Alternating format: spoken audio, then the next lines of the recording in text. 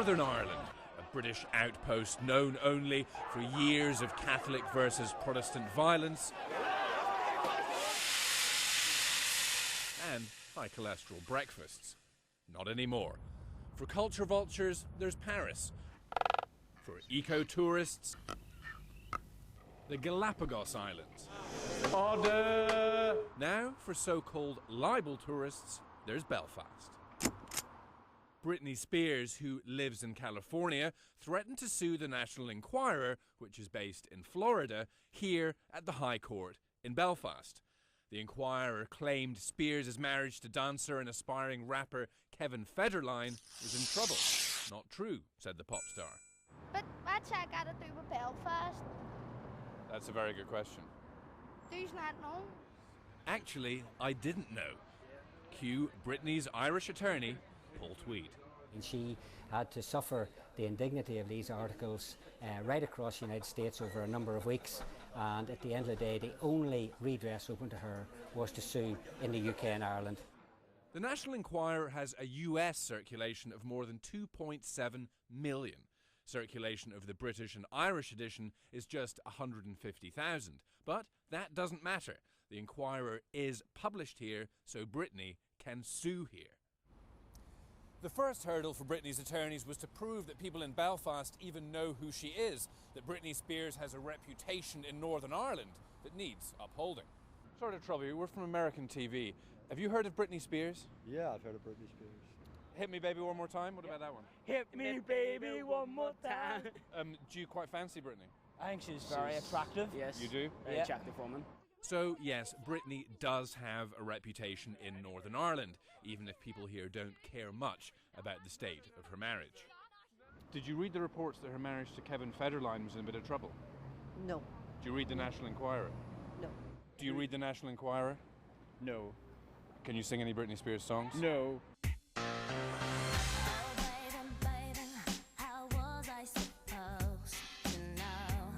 Few people here read the story about Britney's marriage, but it was here that the National Enquirer, under Britney's threat of a lawsuit, made an apology heard around the world. The apology and retraction was only printed in British and Irish editions, but in the internet age, it was all Britney needed. The public statement that a court has made, "You've been wronged," is often enough. And it's cheaper for you to get that here than in the States. It is cheaper to get it here. And easier.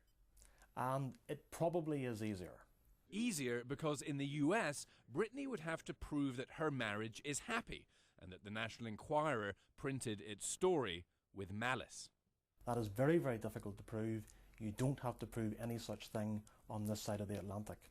In Belfast, under British libel law, it's the National Enquirer that must prove marital strife between Britney and Kevin.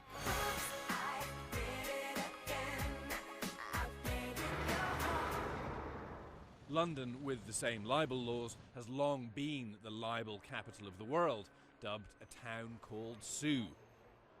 Last year, Oscar-winning director Roman Polanski won damages here against the magazine Vanity Fair. Vanity Fair is published in New York. Polanski lives in Paris. And this summer, Oscar nominee Kate Hudson, who lives in Los Angeles, successfully sued the National Enquirer in London for suggesting she had an eating disorder.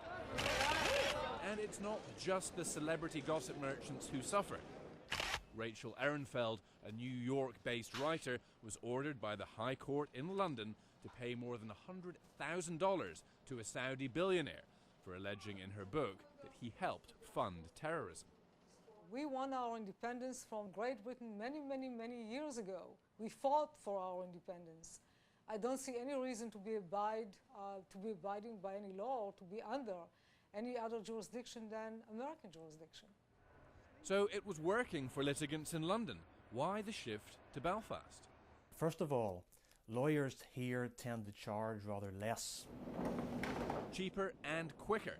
Apparently a case can be processed in Belfast in 6 months. Efficiency, Tweed believes, born from years of practice processing terror cases during the so-called Troubles. The courts here have been tested to the limit in albeit completely different circumstances from a media case such as the one involving Brittany. Do you think Brittany knows where Belfast is? Oh, I think she knows very well where it is, and as I say, she was very pleased with the result.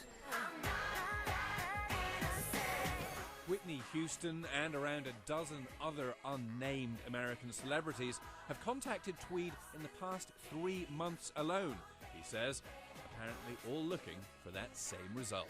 I'm Nick Watt for Nightline in Belfast.